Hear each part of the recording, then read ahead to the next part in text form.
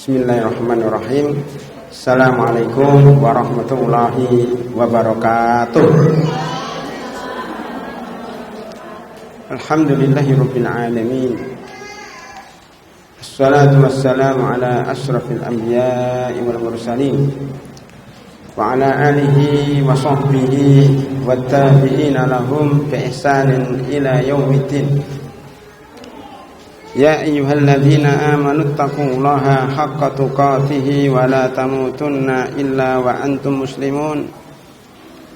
Ya ayyuhan nasu taqu rabbakumul ladzi khalaqakum min nafsin wahidah wa khalaqa minha zawjaha wa batha minhuma rijalan katsiran wa nisaa'a wattaqullaha alladzi tasaaluna bihi wal arham. Innallaha kana 'alaikum raqiba. Ya ayyuhalladzina amanu taqullaha wa qulu qawlan sadida yuslih lakum a'malakum wa yaghfir lakum dhunubakum wa man yuti'illaha wa rasulahu faqad faza fawzan 'azima. Ya ayyuhalladzina amanu qu anfusakum wa ahlikum nara wa qutuhan nasu wal hijarah 'alaiha malaikatun giladun syidatun la ya'sunallaha ma amarahum wa yaf'aluna ma yu'marun. Shadaqallahul azim. Summa amma ba'd. Hadirin dan hadirat, bapak, ibu yang kami hormati, mahasiswi yang kami hormati juga, serta para hadirat yang hadir di Majelis Taklim Divisi Wanita Al-Islam pada kuliah duha setiap Ahad ketiga ini. Pertama kali kita ucapkan syukur alhamdulillah kepada Allah Subhanahu wa taala yang masih memberikan kepada kita kesehatan, kesempatan untuk hadir di Majelis Taklim ini untuk menambah ilmu dan iman. Karena iman tidak akan bertambah kalau tidak ada ilmunya. Jadi ilmu adalah sarana menambah keimanan. Wabil khusus kalau kita membahas ayat-ayat Al-Quran. Ibu-ibu yang kami hormati, yang di luar memang sengaja di luar atau nggak ada tempat. Dalam masih luas ini, yang adik-adik bisa maju lah, yang mahasiswa ini.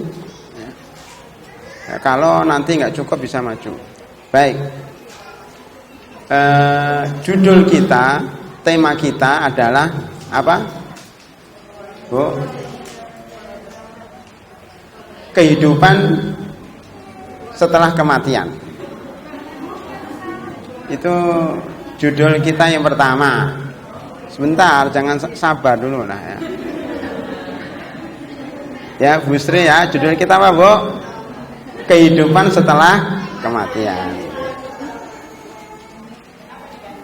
Ya, saya tidak tahu ada judul itu. Kemudian kita revisi menjadi keluarga idaman di akhir zaman. Itu yang buat bukan saya, yang buat divisi wanita loh. Keluarga idaman di akhir zaman. Tetapi sebenarnya tidak bertentangan antara judul pertama dengan judul kedua. Bagaimana ini ibu-ibu pengurus? Bagaimana bisa nggak bertentangan itu antara kematian dan keluarga idaman? Keluarga idaman itu kan nggak mau mati, ya. Tapi justru ini kematian. Bagaimana bisa tidak bertentangan? Bukankah kalau suami kita meninggal dunia, kita jadi sedih, keluarganya nggak jadi idaman lagi? Bukankah ketika istrinya meninggal dunia juga kita jadi sedih, nggak jadi keluarga idaman lagi? Ya. Itu cara berpikir kebanyakan orang. Tetapi jangan lupa ibu-ibu bahwa judul itu di akhirnya ada keluarga idaman di akhir zaman. Akhir zaman itu banyak kematian. Salah satu tanda hari kiamat itu mati mendadak. Salah satu akhir zaman banyak peperangan. Sekarang di Suriah, ya, di Rohingya, di Yaman, di Irak, ya, terjadi peperangan. Banyak umat Islam terbunuh tiap hari, puluhan bahkan ratusan orang terbunuh. Maka hubungannya bahwa keluarga idaman di akhir zaman ini keluarga yang selalu mikir mati, selalu mikir kematian. Kira-kira itu relasinya, Bu, ya. Jadi dua judul tidak bertentangan. Karena keluarga idaman, keluarga sakinah, keluarga mawaddah, keluarga rahmah di akhir zaman adalah keluarga yang orientasinya adalah akhirat, yang selalu ingat mati. Bukankah Allah Subhanahu wa taala, Rasulullah sallallahu alaihi wasallam selalu mengingatkan kita, aksiru min dzikri hadimin ladzat. Perbanyaklah mengingat sesuatu yang bisa menghancurkan kenikmatan. Apa kira-kira yang menghancurkan kenikmatan itu? Sebelum kematian sakit. Sakit itu menghancurkan kenikmatan. Yang biasanya kita bisa makan sebanyak-banyaknya karena sakit perut, kita makannya cuma sedikit. Ya, biasanya bisa makan daging, makan rendang, makan sate. Ya, makan apa saja menjadi tidak bisa makan, dihancurkan nikmat makan itu karena kita sakit gula, diabetes, ya. Sehingga kita tidak berani makan, ya, yang bergula-gula, ya, tidak berani makan nasi banyak-banyak karena nasi itu mengandung gula. Maka ibu-ibu sejak sekarang dikurangi makan nasinya karena nasi itu mengandung gula, ya. Karena itu untuk menjaga kesehatan kita di kemudian hari. Karena itu hadis tadi, aksiru min dzikri hadimil ladzat, mencakup perbanyak mengingat sakit dan perbanyak mengingat kematian. Ya, bukankah ada pepatah, gunakan atau bahkan hadis, tanim khamsan qabla khamsin. Ya, gunakan 5 sebelum datangnya 5. Salah satunya apa? Gunakan, ya, kesehatan Anda untuk mencari pahala, untuk mencari ilmu, untuk datang ke pengajian, ya, sebelum Anda sakit. Ya. Karena kalau sudah sakit nggak bisa datang ke pengajian, tidak bisa makan enak, ya. Bahkan, ya, pengantin baru pun kalau sakit tetap aja nggak enak. Makanya kalau katanya bulan madu itu nggak bener itu. Bulan madu kalau sehat, kalau bulan madunya sakit, jadi bulan pahit.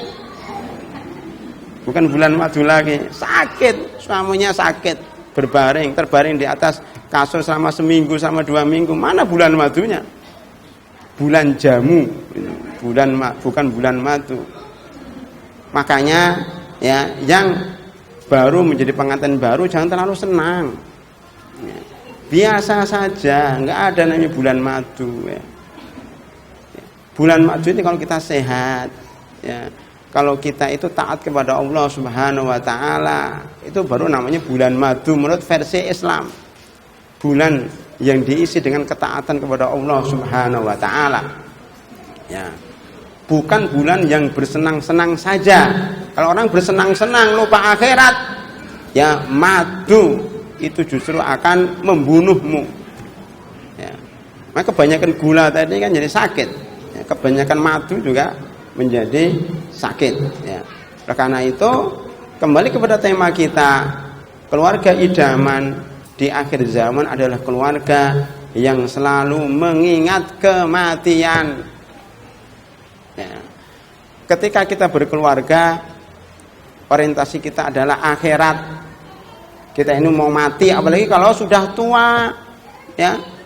Oh, ada kok keluarga sudah menikah 14 tahun, sudah menikah 24 tahun, bahkan ada yang sudah menikah 35 tahun, berakhir dengan perceraian. Bagaimana itu? Semakin tua, bukan semakin cinta, bukan semakin harmonis, justru semakin renggang hubungannya dengan suaminya, dengan istrinya. Berarti orientasinya apa itu? Bukankah kalau sudah tua itu sudah bau tanah, sudah bau kuburan, Ngapain cekcok rumah tangga? Apa manfaatnya? Kan sama-sama mau mati, Bu. Bilang sama suami ibu, Mas, kita kan mau mati juga sebentar lagi. Kita nggak perlu tengkar ya, kita damai-damai saja. Mau mati saja tengkar dulu. Ya.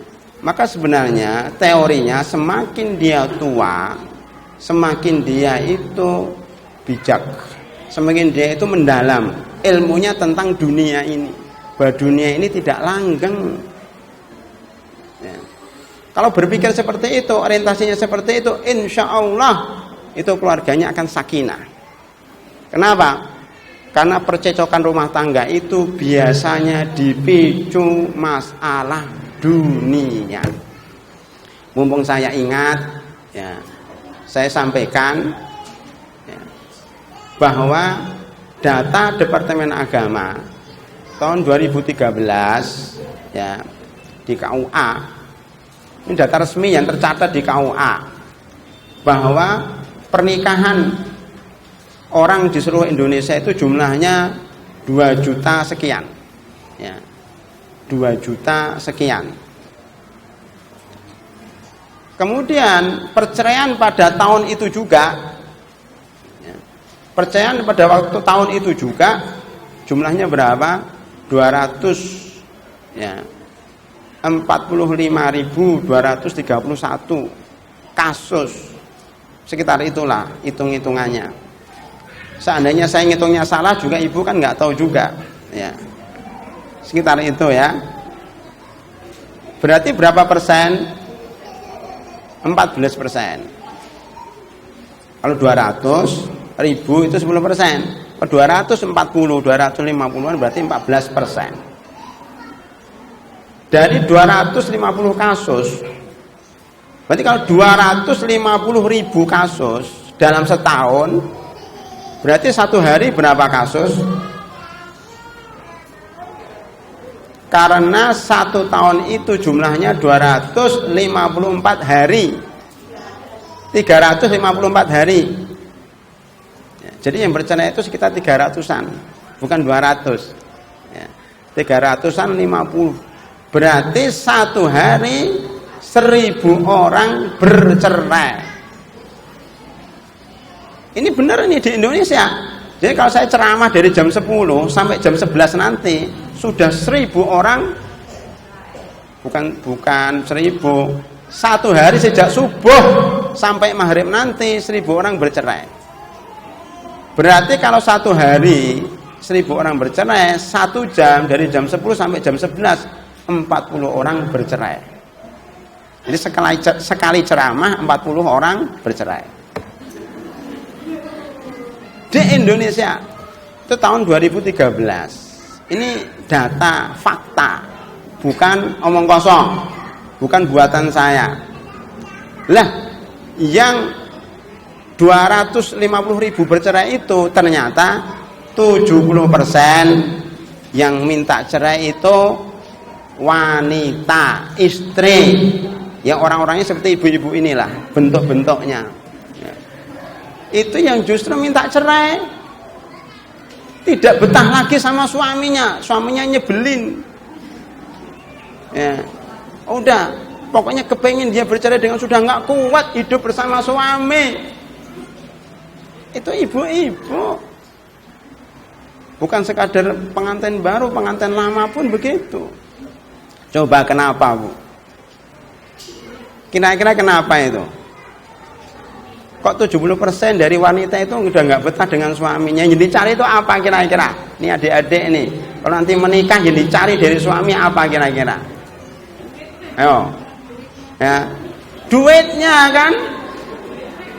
Duitnya yang dicari. Kalau nggak duitnya, ya penampilannya. Oh itu, perempuan tuh gitu. Kalau nggak duitnya, penampilannya. Jadi faktor dunia, seringnya orang menikah itu karena faktor dunia ya. Lihatlah itu kehidupan para artis, nikah cerai, nikah cerai, nikah cerai, dan rata-rata juga nikahnya dengan para pengusaha. Jarang loh artis nikah dengan ustadz, itu jarang. Ustadz ini nggak laku kalau menikah dengan artis Ustadznya nggak mau, memang Anda artis. Ustadznya nggak mau. Saya pernah ngobrol dengan para ustadz senior. Ketika ditawarin para artis itu pada angkat tangan. Kenapa? Bukannya nggak mau, karena artis ini biaya operasionalnya tinggi. Biaya operasional, bukan nafkah. Operasional itu apa? Beli lipstick, ya, beli ke salon, ya, itu tinggi itu bulanannya. Beli sepatunya ada 10, ya, untuk ya olahraga 1, ya, untuk jagong 1, ya, untuk mudik 1, untuk kuliah 1, untuk pengajian 1, untuk santai 1, untuk jalan ada 10 itu. Coba lihat nanti ibu-ibu ke rumah, lihat lagi sepatunya ada berapa. Saya yakin jarang di antara kita sepatunya cuma 1, bener nggak? Bahkan nggak ada sepatunya 1, minimal 2. Maksudnya itu 1 pasang, kiri dan kanan. Itu minimal 2. Ya itu, makanya para ustadz mundur. Wah, nggak sanggup nih, biaya operasional aja lebih besar daripada biaya makanan. Ya, itu yang menyebabkan para ustadz mundur. Karena ustadz itu nggak punya uang. Makanya mereka memilih para pengusaha. Ketika menikah dengan pengusaha, biasanya nggak lama nikahnya. Ada seorang artis yang masih muda, tiba-tiba kok menikah dengan pengusaha yang sudah agak tua begitu ya, sudah nenek kakek. Saya memprediksi ini tidak lama lagi pisah bener. Baru 3 bulan terjadi perceraian. Ya, artis ini menggugat namanya harta gono gini. Apa gono gini? Ya, gono itu punyanya Pak, ya, Gono. Kalau gini itu punyanya Bu Sugini lah kan gitu. Jadi gono gini, hartanya laki-laki dan hartanya perempuan. Dalam hukum undang-undang perkawinan kita, itu harta gono gini adalah harta yang didapat selama pernikahan menjadi milik bersama. Coba bayangkan, nikahnya umpamanya nikahnya 1 tahun aja, kalau dia pimpinan perusahaan, kira-kira berapa itu? Keuntungannya tinggal bagi 2. Alhamdulillah dapat uang banyak secara singkat. Itu biasanya seperti itu ibu-ibu atau beberapa teman yang kemudian bercerai itu alhamdulillah mendapatkan harta gono gini ya. Itu cara kaya dengan cepat. Nah, ini menjadi kebiasaan kehidupan beberapa kalangan di luar sono. Di sini nggak ada insya Allah, karena ini kehidupan orang-orang yang tidak pernah ngaji. Yang orientasi pernikahan adalah orientasi dunia. Kalau yang ngaji di sini, insya Allah orientasinya akhirat. Jadi kalau menikah itu nggak nyari gantengnya, ya, nggak nyari kayanya, tapi nyari solehnya. Solehnya, dengar adik-adik, nyari solehnya. Dan suatu hadis disebutkan, idza ja'akum man tardawna dinakum fazawwijuhu wa illam taf'alu takun fitnatun fil ardi wa fasadun kabir. Apa itu artinya? Jika datang lelaki yang melamar Anda, ini kan yang belum nikah. Kalau yang sudah menikah punya anak melamar anak ibu, ini kan banyak ibu-ibu yang sudah punya anak yang sudah saatnya menikah kan, ini banyak yang lamar.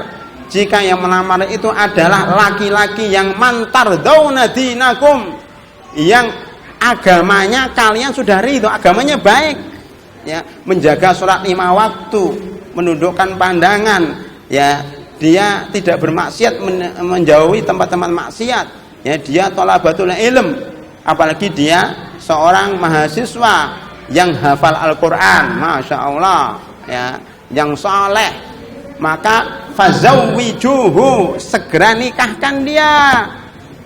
Jangan diundur-undur dengan alasan kuliah dulu, padahal sebenarnya dia menolak, tapi alasannya mau kuliah dulu. Yaitu tolakan secara halus. mau ini dulu, belum siap dan lain-lainnya, padahal dia masih menunggu orang lain yang mungkin lebih keren, yang lebih kaya. Nah, ini datang orang yang datang itu penampilannya biasa tapi agamanya bagus. Dia nggak terlalu kaya tapi ilmunya luar biasa. Memang biasa saja tapi dia hafal Quran. Maka segeralah nikahkan anak Anda ini kepada siapa? Kepada wali ini. Ini hadis ini ditujukan kepada wali. Wahai para wali, bapak-bapak, ibu-ibu, ya, segera nikahkan anak Anda jika ada yang melamar orang yang kriterianya seperti ini, yang soleh, yang punya ilmu. Kalau kalian menolaknya, takun fitnatun fil ardi, akan jadi fitnah. Fitnah ini menimpa dua orang, menimpa laki-laki yang ditolak lamarannya dan menimpa perempuan yang menolak lamarannya. Kenapa? Laki-laki yang mencari perempuan karena perempuan yang solehah ini dilamar nggak mau, akhirnya dia mencari perempuan siapa aja. Ya, karena orang solehah pada nolak semua, udahlah nyari perempuan mana sajalah yang di jalan-jalan itu juga nggak apa-apa. Yang penting saya nikah. Akhirnya apa? Rusak keluarganya karena dapat perempuan yang tidak terdidik. Yang perempuan juga begitu. Ya, dia akhirnya menikah dengan laki-laki yang nggak soleh. Apalagi kalau dia sudah menghafal Al-Quran.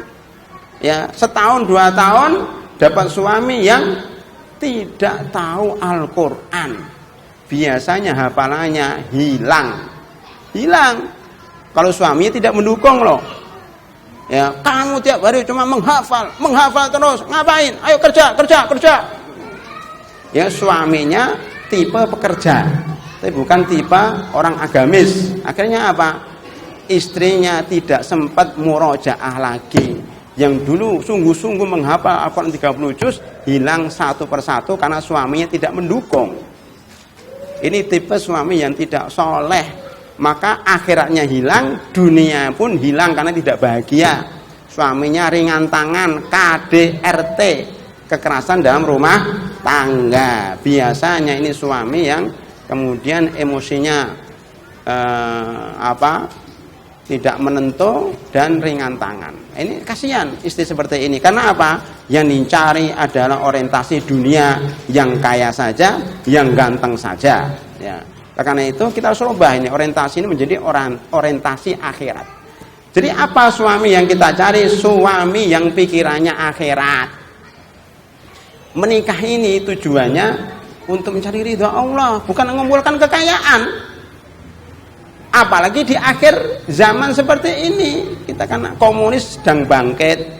Ya, sekarang sudah banyak orang-orang Cina yang masuk ke Indonesia. Kita lihat bagaimana perpolitikan di Indonesia, bagaimana Anda akan mencari kenikmatan dunia, negara kita tidak stabil. Ya, maka carilah suami yang mujahid, ya, suami yang siap berjihad di jalan Allah, suami yang tahu akhirat, tahu ilmu agama.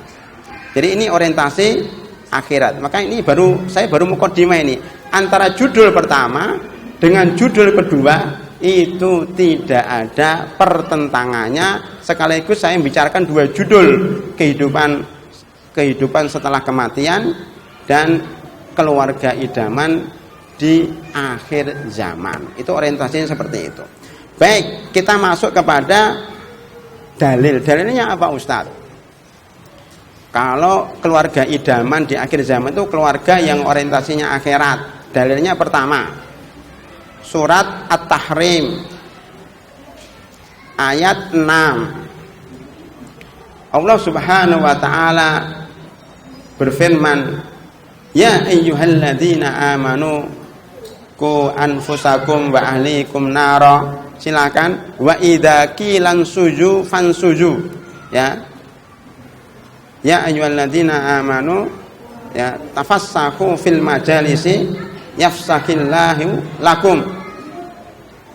Berlapang dada dalam majlis. Kalau orang berlapang dada dalam majlis, rezekinya dimudahkan, jodohnya mudah. Kalau susah, itu jodohnya susah loh. Ayo, bergerak ke sini. Masuk, biar enggak ada yang di luar. Yang di luar masih banyak, itu silakan masuk, Bu. ya itu ada toiletnya, bau nggak enak, maju ke depan. Ya, baik, kita teruskan ya.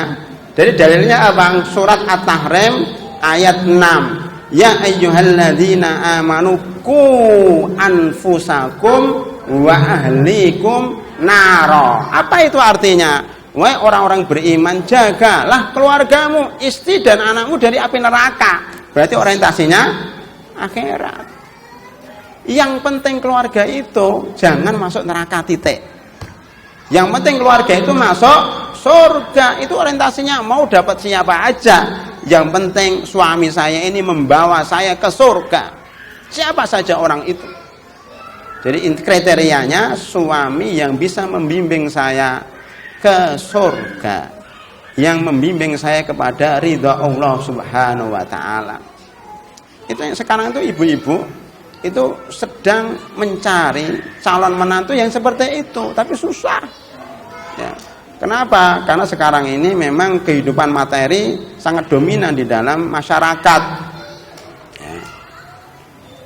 Ku jagalah dirimu wa ahlikum. Ahli itu mencakup istri dan anak dan keluarga besarnya.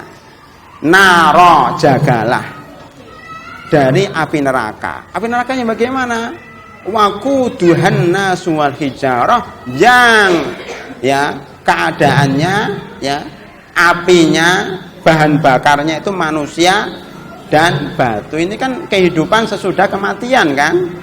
Jadi ternyata memang keluarga yang idaman, yang sakinah itu selalu memikirkan akhirat, ya selalu memikirkan neraka di sini kan. Waquduhan nasu wal hijarah 'alaiha malaikatun ghiladun syidadun la ya'sunallaha ma amarahum wa yaf'aluna ma yu'marun. Neraka yang bahan bakarnya adalah manusia dan batu, di atasnya ada malaikat yang keras, ya, yang sangar, yang tegas, tidak pernah ya bermaksiat kepada Allah, tidak pernah menyelisih apa yang diperintahkan dan selalu mengerjakan ya apa yang diperintahkan oleh Allah Subhanahu wa taala. Ini cukup ya ayat ini sebagai dalil bahwa orientasi keluarga adalah kedepannya bagaimana keluarga saya, keluarga yang masuk surga bersama, yang selamat dari akhirat bersama. Oleh karena itu nanti imbasnya ke pendidikan, Bu. Kalau kita sudah tahu keluarga kita keluarga yang orientasinya akhirat, pendidikannya juga pendidikan akhirat. Sekarang banyak orang tua yang nyekolahkan anaknya di sekolah yang mahal-mahal, ya orientasinya dunia supaya dapat pekerjaan, supaya dapat gaji yang besar. Ya, tetapi ternyata banyak orang tua yang kecewa, kemudian merasa menyesal. Ini saya dapat omongan sama beberapa orang tua, baik yang di sini maupun di luar sono, rata-rata menyesal, Ustadz saya menyesal anak saya sekolahkan di umum semuanya. Sekarang saya tobat, kepengen menjadikan anak saya anak yang soleh, yang dapat pendidikan agama. Kalau perempuan, dia biasanya minta Ustadz carikan laki yang bisa membimbing dia karena dia orang umum, ya. Atau kalau laki-laki, Ustadz carikan perempuan yang solehah. Kalau saya suruh nyarikan laki-laki, susah saya.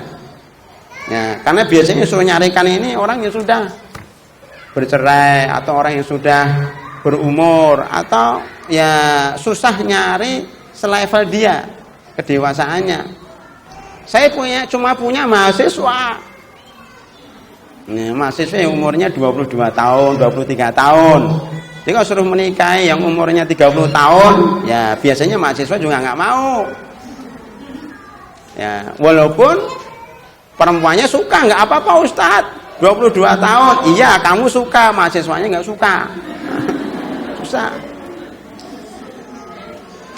Tapi kalau yang mencari laki-laki, ya itu nggak masalah, ya dia dapat mahasiswa. Ya, kan begini loh, di dalam rumah tangga, dalam fikih itu kuf'un takafo itu hanya untuk perempuan, bukan untuk laki-laki. Gitu ya. Kuf'un level itu hanya berlaku bagi perempuan, tidak berlaku bagi laki-laki. Bagaimana keterangannya? Ada yang tahu nggak? Apa, Bu? Nggak kedengaran saya. Maksudnya apa? Level, tingkatan. Jadi pernikahan itu harus dilihat juga tingkatan kesetaraan. Ya. Jangan ya kemudian kita asal nikahkan yang penting sama-sama takwa, sama-sama iman, tapi levelnya beda. Itu masalah juga. Umpamanya ya Bu Camat ya menikah dengan siapa? Dengan tukang ojek, karena nggak pas. Memang sama-sama iman, sama-sama takwa, tapi kan nggak selevel. Kalau nggak selevel nanti masalahnya ya berkembang. Karena Islam itu tidak hanya melihat dari sisi agama saja, tapi melihat dari sisi sosial, dari sisi pendidikan, dari sisi keilmuan, dari sisi umur juga. Sekali lagi saya ulangi, level itu hanya berlaku bagi perempuan. Bagaimana itu? Perempuan adalah pihak yang dipimpin. Makanya dia ya sebaiknya menikah dengan orang yang di atasnya. Itu maksudnya. Ya, kalau perempuannya umurnya 19 tahun berarti calonnya minimal 20, idealnya 25. Boleh dia menikah dengan yang 30 tahun, bahkan tak atasnya nggak masalah. Yang penting di atas umurnya. Karena pemimpin perlu dewasa. Ya. Itu dari sisi umur. Dari sisi pendidikan. Ya. Kalau perempuannya lulusan S1, ya, maka minimal suaminya juga S1. Ya, kakak kelasnya lah gitu. Jadi biasanya kan teman-teman kan nikah dengan satu kampus, satu kuliah. Ya, tapi sebaiknya kakak kelasnya, bukan adik kelasnya, atau bukan satu kelas, ya. Tapi perempuan ini juara 1, laki-lakinya juara 20. Ya, ini nggak pas, ya. Memang satu kelas, ya. Tapi level pendidikan lebih pintar istrinya dibanding suaminya. Ini bermasalah nanti, ya, dari sisi psikologi. Itu namanya level, Bu, ya. Ya, nanti kalau nyari menantu atau nyari jodoh, yang ingin nyari jodoh itu dilihat seperti itu, pendidikannya yang lebih tinggi dari perempuan. Jadi umurnya, pendidikannya, ya, kemudian apa? Kekayaannya. Ya. Jadi kalau bisa, umpamanya ini perempuan sudah bekerja, gaji tiap bulan 3 juta. Nyari suami yang gajinya tiap bulan 5 juta. Gitu. Jangan nyari suami yang gajinya cuma 1 juta. Apa namanya, nggak seimbang itu ya, dia nggak seimbang. Bagaimana suami memberikan nafkah sama orang yang di atas dia? Itu dari sisi nafkah, dari sisi status sosial. Ya, jadi Pak Camat boleh nikah dengan Bu Lurah. Camat kan di atasnya ya, Lurah di bawahnya. Jangan sampai Bu Camat nikah dengan Pak RT, nggak pas. Ini maksudnya level dalam pernikahan yang hukumnya sunnah, hukumnya dianjurkan, bukan wajib, ya. Karena apa? Melihat psikologi dan sosiologi masyarakat.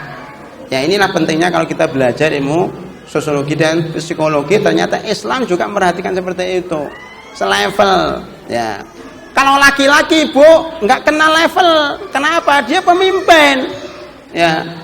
Makanya menikah dengan orang bawahannya itu nggak masalah. Presiden nikah dengan Bu RT nggak masalah.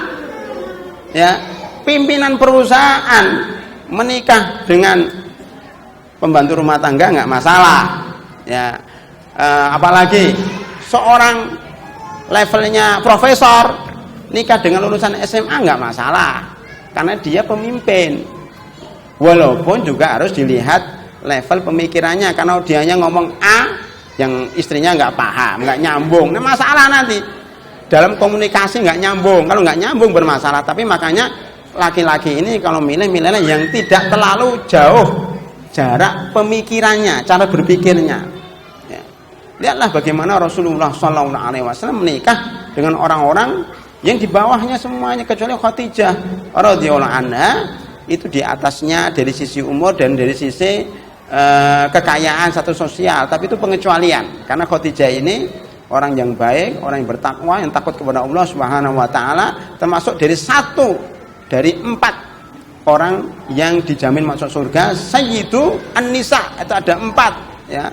Maria, Siti Asiyah, kemudian Khadijah, kemudian Fatimah, kemudian Maryam. Jadi kalau urutannya Asiyah, istri Fir'aun, kemudian Maryam, ibunya Isa ibnu Maryam, kemudian yang ketiga Khadijah, istrinya Rasulullah SAW, dan Fatimah, putrinya Rasulullah SAW. Itu bukan contoh ya Khadijah itu, karena susah mencari Khadijah zaman sekarang. Hampir dikatakan nggak ada deh. Ya. Karena itu sebaiknya kita kembali kepada normal. Yang normal yaitu laki-laki mencari yang di bawahnya, bukan di atasnya. Kenapa? Karena sering terjadi di masyarakat, konflik keluarga itu muncul karena levelnya berbeda. Namanya manusia, Bu. Kalau dia lebih tinggi pendidikannya, lebih kaya biasanya, kalau setan masuk, keluarlah emosionalnya. Saya kan dulu lebih pintar daripada kamu. Kamu kan ranking 20, saya ranking pertama. Nah, gitu. Saya lebih kaya, gaji saya 5 juta, gaji kamu cuma 1 juta. Itu nanti kalau ada konflik muncul itu emosi seperti itu. Ya, setan akan masuk di situ. Walaupun pertamanya baik, tapi lama-lama bisa seperti itu. Makanya dari sekarang harus diantisipasi. Hadirin rahimakumullah.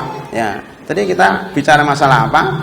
Bicara masalah ku anfusakum wa ahlikum naro. Ini masuk dalam level pendidikan. Coba bayangkan, Bu, kalau suami dan istri tidak nyambung pemikiran soal pendidikan, itu kan payah juga ya. Sang suami kepingin pendidikan anak supaya dimasukkan sekolah yang berpendidikan agama ya, walaupun nanti masalah kerjanya di mana itu dipikir nanti. Kalau istri tidak tahu ilmu agama, dia kepingin anaknya masuk sekolah yang lain. Jadi udah beda cara berpikirnya. Ini potensi untuk konflik. Makanya kalau mirip-mirip, nikah itu mirip-mirip, itu insya Allah lebih langgeng. Makanya dokter nikah dengan adik kelasnya yang dokter juga, kan gitu, mirip kan masalah kedokteran. Ya, ustadz dengan ustadzah, kan mirip-mirip. Ya, gitu. Pengusaha dengan pengusihi, kan gitu. Itu agak mirip-mirip. Itu biasanya cara komunikasinya nyambung.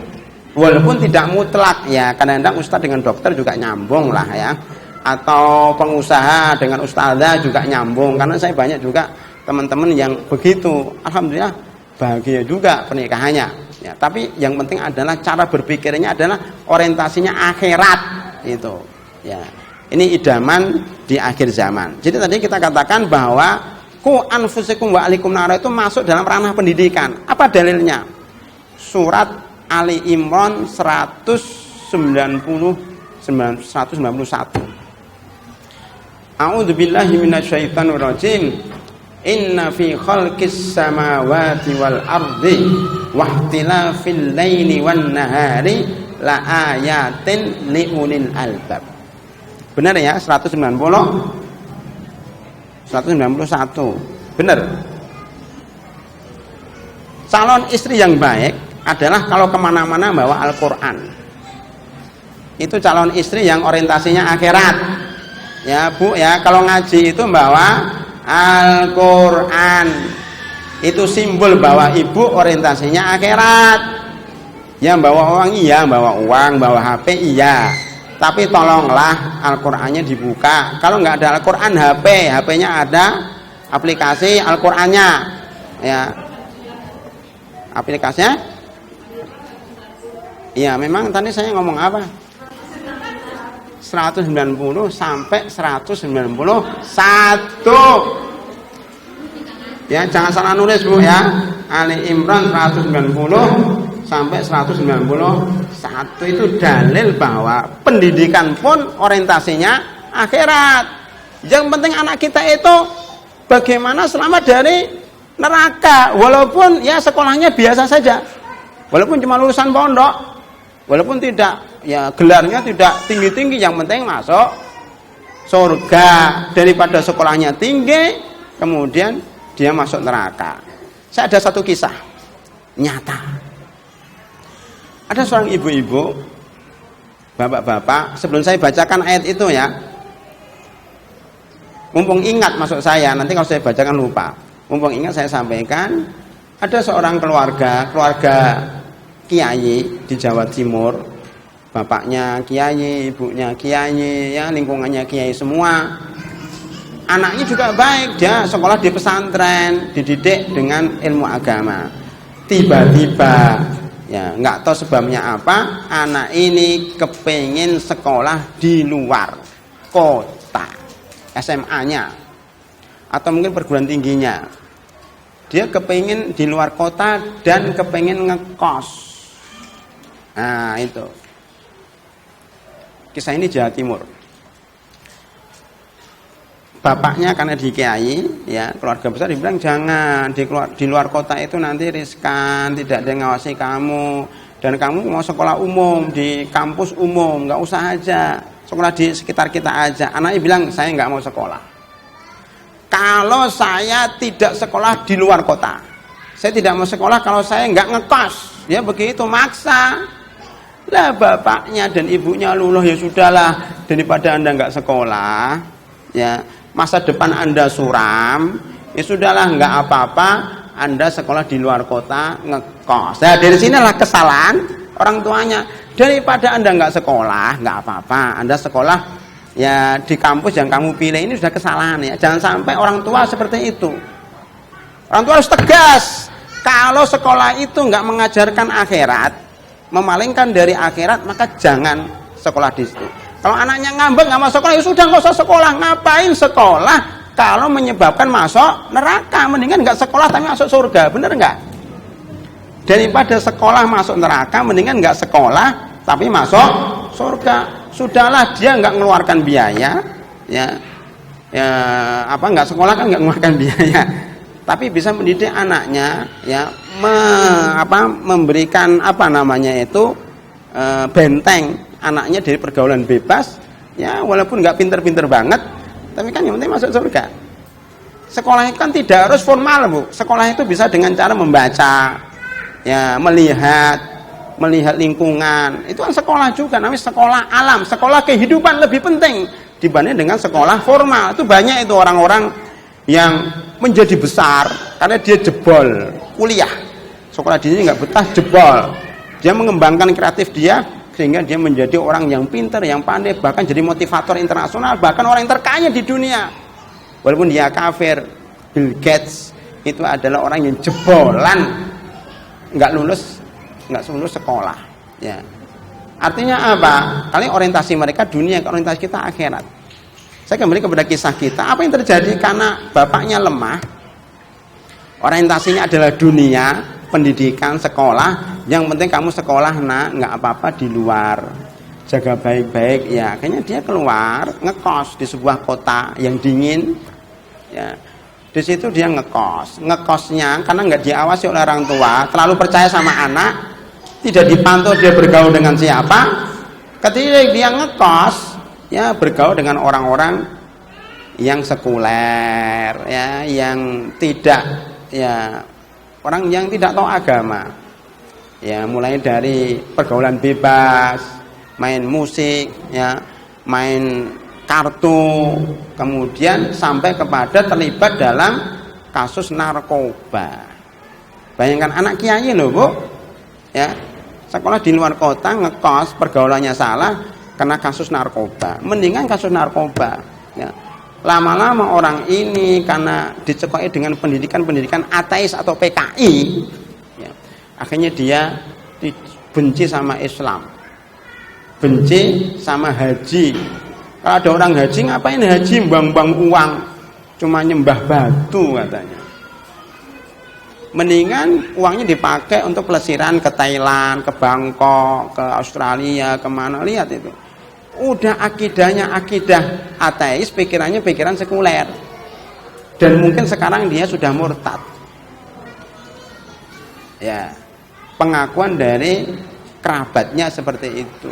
Bayangkan, Bu, ini orientasi pendidikannya dunia. Yang penting kamu sekolah nak, daripada kamu tidak sekolah. Kalau saya mengatakan yang penting kamu masuk surga walaupun nggak sekolah. Ya, untuk sekolah itu sekarang mudah kok Bu. Kalau ingin nyari ijazah tinggal ya ikut paket selesai. Kalau kepengen ijazah gitu. Kalau kerja banyak orang-orang kaya itu nggak sekolah. Karena dari awal sudah bisnis kaya raya. Justru yang kaya itu biasanya nggak sekolah kok Bu, biasanya ya. Yang sekolah itu malah miskin. Ya. Oh, gelarnya profesor, doktor, tapi miskin. Ya. Ada loh seorang profesor ngeluh, saya itu udah botak. Ya, gajinya cuma sekian. Ngeluh dia profesor. Mungkin bapak ibu-ibu kenal deh profesor itu siapa, tokoh nasional itu sering ngeluh ya bapak orientasinya jadi profesor dunia ya. Itu pengusaha-pengusaha itu rata-rata ya cuma lulusan SMA, ada yang lulusan SMP ya, paling banter lulusan S1, tapi karena mereka wira swasta akhirnya berkembang ya. Jadi rahimahullah, sekolah itu orientasinya bukan dunia, tapi sekolahnya itu orientasinya akhirat. Saya kembali kepada ayat tadi, mana yang menunjukkan orientasi pendidikan orientasi akhirat. Inna fi khalqis samawati wal ardi wa ikhtilafil laili wan nahari laayatin liulil albab. Ulul albab itu orang yang pinter. Orang yang pinter itu bukan orang yang lulus sekolah, yang punya gelar doktor atau profesor. Tapi orang pintar adalah orang yang selalu melihat alam semesta ini, yaitu sekolah kehidupan. Apa sih manfaat matahari terbit, tenggelam, kan gitu. Ya, penciptaan langit dan bumi dan pergantian siang dan malam. Kalau orang sekolah kehidupan akan menyimpulkan bahwa matahari itu terbit, itu menunjukkan kehidupan manusia, bayi lahir. Ya. Ketika jam 7 pagi berarti dia umurnya sudah 5 tahun. Ketika sudah jam 11 seperti ini, berarti seakan-akan manusia itu umurnya sudah 15 tahun atau 19 tahun. Ya, kayak sebagian mahasiswa ini berarti Anda sedang berada pada jam 11 siang. Kalau nanti zuhur itu umurnya kira-kira 25 tahun lah, zuhur itu. Ya. Kalau sudah asar itu umurnya kira-kira sudah 40 tahun. Ya. Saya ini sudah asar lah ya. Ya. Ada di sini yang sudah jam 5:30. Setelah lagi maghrib. Yaitu jadi matahari itu begitu. Matahari itu terbit pada puncaknya. Sekarang panas ini, nguntang-ngentang nih. Entar lagi setelah panas itu maksudnya masa-masa muda nih ya. Ya. Kuat-kuatnya nanti habis itu dia akan lemah, sore sudah mau maghrib tenggelam, sudahlah masuk kuburan, gelap gulita, oh sudah gelap ya. Mestinya orang yang tiap hari melihat matahari itu memahami itu, oh iya ternyata dunia itu nggak lama, ini bergerak terus.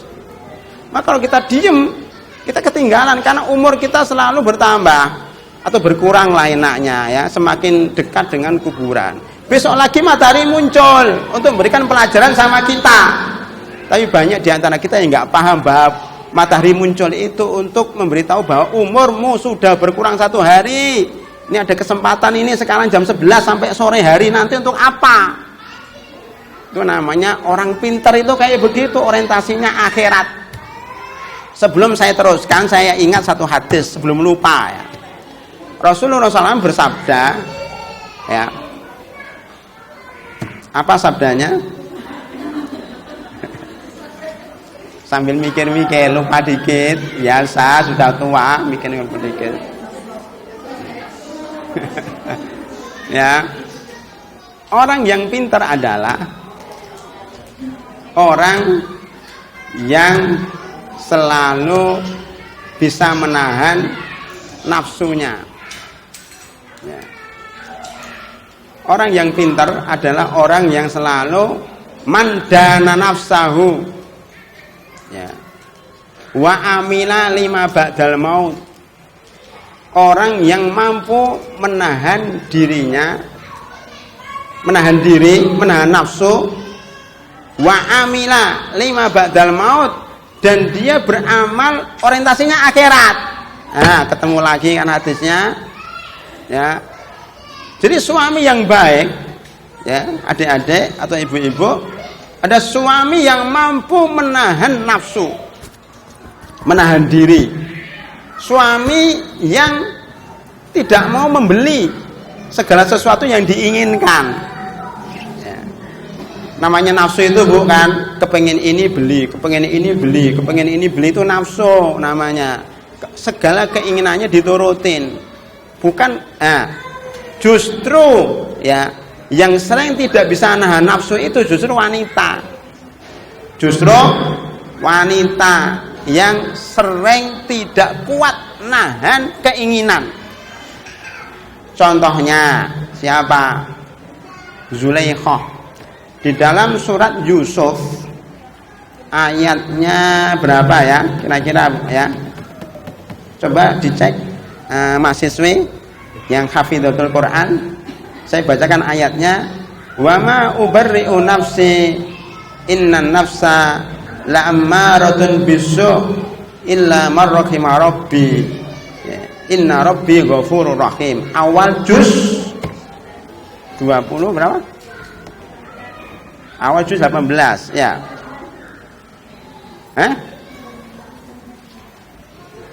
Ayatnya sekitar 50 ayat 53 ya, ayat 53 itu perempuan itu Zulaikha, saya tidak bisa melepaskan diri dari keinginan hawa nafsu. Bama ubari'u nafsi, inna nafsa, sesungguhnya jiwa itu selalu menyuruh kepada kejahatan, kecuali yang dirahmati oleh Allah Subhanahu wa taala. Sesungguhnya Rabbi, Tuhanku, Ghafurur Rahim. Ya, artinya apa? Bahwa keinginan-keinginan itu sering tidak bisa ditahan. Itu biasanya perempuan seperti itu. Contohnya Zulaikha, ada Yusuf di rumahnya nggak kuatan, nggak kuat. Ini padahal pembantunya loh. Pembantunya Yusuf itu karena ganteng, masih muda, nggak kuat, nafsunya kepengen berzina dengannya. Zulaikha mengaku dirinya sendiri. Ini namanya nafsun ammaratun bisu'. Nanti kalau meningkat namanya nafsun lawwamah. Ya, dalam surat Al-Qiyamah, la uqsimu biyaumil qiyamah wa la uqsimu bin nafsil lawwamah. Al-Qiyamah ayat 1 dan 2 meningkat. Kalau jiwanya tadi tidak bisa dikekang, maka yang kedua ini bisa mengekang jiwa, tetapi sering lepas, kadang-kadang lepas, nggak masalah. Lah kita ini ibu-ibu sekalian, termasuk saya, itu dalam kategori level kedua ini. Kita itu punya jiwa yang suka menyesal, ya, menyesal kenapa saya berbuat maksiat, kenapa saya kok begini, saya kok berbuat salah terus, menyesal. Dia baik ini berarti kalau dia menyesali perbuatannya. Ya, mahasiswi juga begitu, seringnya melanggar, kemudian dia menyesal, ya, taubat, ya, itu baik. Ya, kita juga seperti itu, semua manusia seperti itu. Lah tingkat level yang paling tinggi adalah levelnya para nabi, para wali, ya, orang-orang yang dekat dengan Allah, namanya jiwa mutmainnah. Dalam akhir surat Al-Fajr, ya ayyatuhan nafsul mutmainnah irji'i ila rabbiki radiyatan mardiyah fadkhuli fi ibadi wadkhuli jannati. Itu level yang tinggi, yang sudah tidak masalah dengan nafsunya, karena dia sudah terbiasa mengekang nafsunya. Inilah yang dimaksud dengan, ya, mandana nafsahu wa amina lima ba'dal maut, ya, jiwa mutmainnah atau jiwa yang lawamah, tapi sudah meningkat hampir masuk kepada jiwa yang mutmainnah, yang mampu menahan jiwanya. Kalau sudah mampu menahan jiwa, pasti dia orientasinya akhirat. Lah perempuan itu paling susah kalau diajak menahan jiwa, menahan perasaan, ya. Diem dulu, ya. Keinginannya diundur dulu. Jangan beli ini, jangan beli itu dulu, itu paling susah. Pokoknya keinginannya harus diturutin. Ya, siapa saja, termasuk yang belum nikah juga, keinginannya untuk dapat jodoh yang kaya, yang ganteng, yang pintar, itu biasanya seperti itu. Karena nggak mampu mengekang jiwanya. Padahal orang pintar itu orang yang mampu mengekang jiwanya. Kalau dia mampu mengekang jiwanya, dia pasti akan beramal untuk akhirat. Lihat surat An-Nazi'at. Ayatnya cari sendiri ya, karena tidak panjang itu. Fa'amma man khafa maqama rabbih wa nahan nafsa 'anil hawa fa innal jannata hiyal ma'wa. Barang siapa kalau takut kepada Allah, orientasi akhirat, itu bisa nahan nafsu, Pak. Karena itu kalau takut nahan nafsu, kalau nggak takut nggak bisa nahan nafsu. Contohnya, kalau kita naik motor ya panas-panas seperti ini, pakai helm ya, kenapa? Takut ditilang. Takut itu membuat kita disiplin, bener nggak? Bener ya. Mahasiswi takut dikeluarkan kalau tidak nyampe target. Targetnya bulan ini juz berapa? Juz 6 atau juz 9 ya. Yang belum nyampe takut kalau dikeluarkan, karena aturannya kalau nggak nyampe target silahkan keluar. Takut. Ketakutan itu yang membuat dia rajin.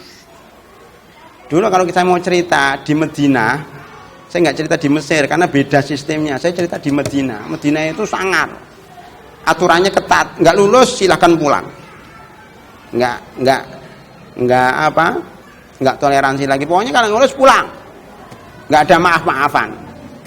Makanya kalau sudah malam ujian itu orang pada takut nggak lulus. Makanya belajarnya rajin, Pak. Menggunakan SKS, sistem kebut semalam. Selama setengah tahun nggak pernah belajar, malam itu Masya Allah berjibaku, tidak tidur, tidak makan, tidak ngobrol. Mulai masuk biasanya duhur ini kan istirahat dulu. Duhur itu setelah makan dia masuk ke masjid, kita masuk saya ya, masuk masjid bawa catatan segini ya, segini materinya. Besok ada 2 materi segini, harus dibaca selesai dan harus dihafal. Kalau enggak out, pulang. Makanya ba'da zuhur sudah siap di masjid. Kemudian dia baca, ringkes, menghafal ya, sampai asar, sholat asar dulu, teruskan lagi sampai maghrib. Tiba waktu makan, wah saya nggak usah makan lah, waktunya mepet. Seandainya makan, kita makan lapar banget, ini udah nggak sanggup lagi.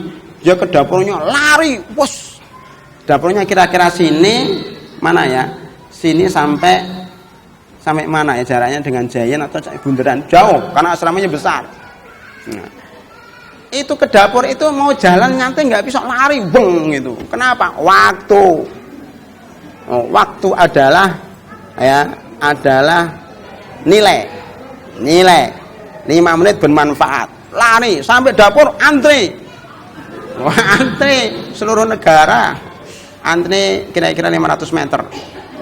Bawa catatan. Ya, sambil antri sambil buka catatan. Dan nggak ada yang ngobrol. Maju selangkah.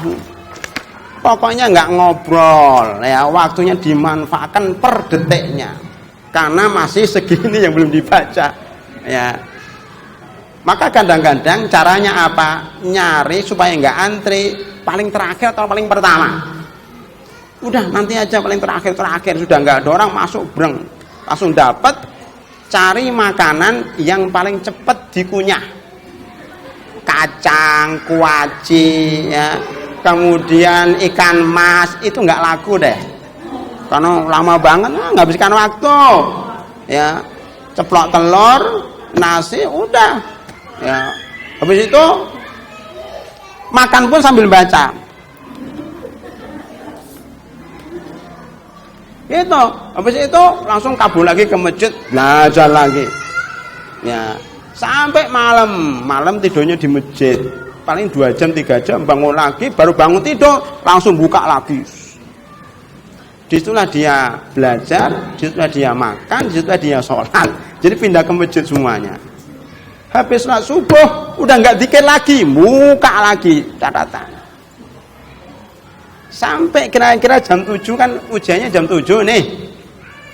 Dia mau ke sekolah mandi itu udah nggak mikir mandi.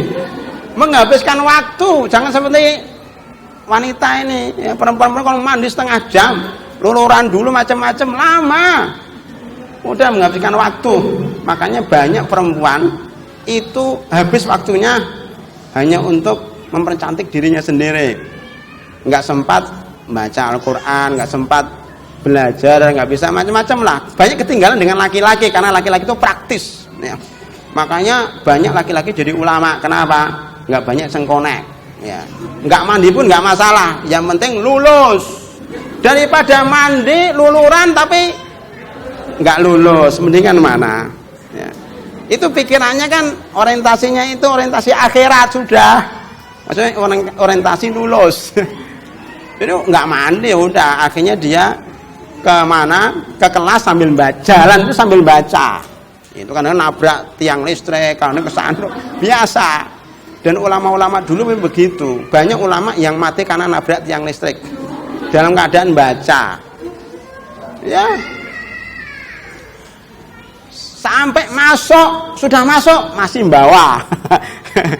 udah harus diletakkan masih baca sampai soal itu ditaruh di depannya baru ditutup. Itu sampai segitunya. Kenapa? Takut tidak naik. Jadi saya sampaikan bahwa takut itu luar biasa loh. Orang takut itu bisa membuat dia rajinnya luar biasa. Maka Allah berfirman, "Faman khafa maqama rabbih." Kalau takut sama Allah, dia bisa menahan nafsu. Orientasinya kalau akhirat, surga, takut neraka pasti bisa nahan dia. Utsman bin Affan itu adik-adik yang hafal Quran itu jadi khalifah, ya, itu sholat witir di depan Ka'bah mampu menyelesaikan 30 juz. Terbayang nggak, Bu? Sholat witir 30 juz. Terbayang nggak?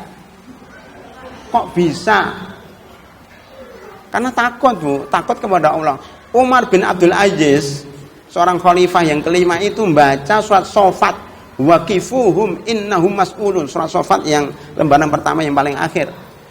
Itu menangis sampai pagi dalam keadaan berdiri. Karena makna ayat ini adalah waqifuhum, tahan dia. Maksudnya tahan para pemimpin ini, tanyakan ya tentang pertanggungjawabannya terhadap rakyatnya. Umar bin Abdul Aziz takut banget nih, rakyatnya banyak banget kan, dia takut, makanya dia membaca sampai pagi nangis. Itu karena takut. Maka kalau nyari suami, carilah suami yang takut. Takut kepada Allah Subhanahu wa taala. Takut akan dimintai pertanggungjawaban di hadapan Allah Subhanahu wa taala. Itu suami yang baik, suami yang orientasinya akhirat. Dia takut kalau dia mendolimi istrinya. Maka dia tidak berani mengurangi nafkah istrinya, nggak berani karena takut kepada Allah. Ya, dia tidak berani ya mendolimi istrinya, apalagi memukul. Nanti akan dipertanggungjawab di hadapan Allah. Sekali pukul itu nanti ditanya oleh Allah Subhanahu Wa Taala. Kalau pukulannya tidak ada alasan yang benar, ya, tidak berani istrinya dilepas begitu saja. Karena kalau ada apa-apa dia dimintai bertanggung jawab di hadapan Allah Subhanahu wa taala. Ini namanya keluarga yang orientasinya akhirat, takut kepada Allah Subhanahu wa taala. Sehingga tadi saya sampaikan bahwa Utsman bin Affan bisa khatam dalam keadaan berdiri. Kenapa? Pertama takut, yang kedua menikmatin. Jadi Al-Qur'an itu kalau dibaca, orang sudah hafal, dibaca itu nikmat, seakan-akan dia melihat film. Seakan dia melihat film perang. Action itu, lagi tembak-tembakan itu. Filmnya 3 jam, 4 jam nggak terasa, padahal dia belum makan, nggak terasa lapar karena asiknya lihat film. Atau kalau orang sering sepak bola, lihat sepak bola ini timnas melawan Thailand, ya. Adik-adik perempuan sering ngikutin nggak itu sepak bola? Itu sampai bangun malam untuk lihat sepak bola. Itu banyak teman-teman yang seperti itu. Bangun jam 1 lihat Piala Dunia antara Italia dan Prancis umpamanya. Itu kan sudah seneng, nggak terasa, nggak ngantuk. Makanya kalau orang sudah menghafal Al-Quran, sudah menikmati, ngalir saja dia membaca Al-Quran 3 juz, 4 juz, nggak terasa. Oh, sudah 4 juz ya, kok nggak terasa. Subhanallah, itulah ibu kalau sama imam jangan suudzon ya. Imam tuh kok lama-lama, karena dia itu kenapa membaca lama? Bagi dia cepet itu 1 lembar. Di Al-Islam ini kan seringnya 1 halaman ya Bu ya. Memang kita harapkan mahasiswa ini terbiasa membaca itu jangan Inna atau inakal kausar ya. Jangan qul huwallahu ahad. Wah sudah hafal Quran bacaannya inna atau inakal kausar. Minimal ya 1 halaman. Ya seperti tadi malam 1 halaman, 1 halaman, bahkan 1 halaman lebih. Bagi kita yang enggak menikmatin lama banget. Bagi yang sakit perutnya ya. Mulas dan sebagainya. Tapi bagi dia 1 halaman ini cepet loh. Baru 1 halaman kok dianggap lama. Baru menikmati ini, itu nikmatnya hidup di bawah naungan Al-Quran. Ya, al-hayatu fi dhilalil Quran. Ya, nikmatun la ya'rifuha illa man dzaqaha. Ya, ini jadi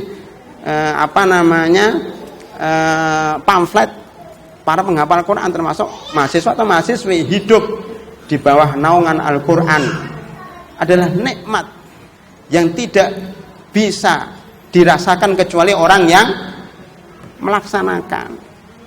Ya, benar itu. Maka carilah jodoh, ya carilah pasangan yang memang orientasinya akhirat, bisa menikmati alunan-alunan ayat-ayat Al-Qur'an, lantunan-lantunan ayat-ayat Al-Qur'an. Ya, insya Allah bahagia Bu, ya karena perasaan kita dibawa ke alam akhirat. Apalagi kalau bisa bangun malam bersama-sama, yang imam suaminya, yang makmum istrinya sama anaknya, di tempat yang sepi, dia membaca lantunan-lantunan ayat Quran, membawa keluarganya menuju akhirat. Ya, oh nikmat banget itu. Tiada tara nikmatnya.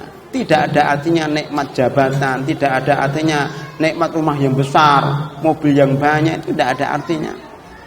Ya. Saya kembali kepada ayat surat An-Nazi'at ayat berapa tadi Bu? Saya minum dulu karena sudah dingin ini. Bismillahirrahmanirrahim.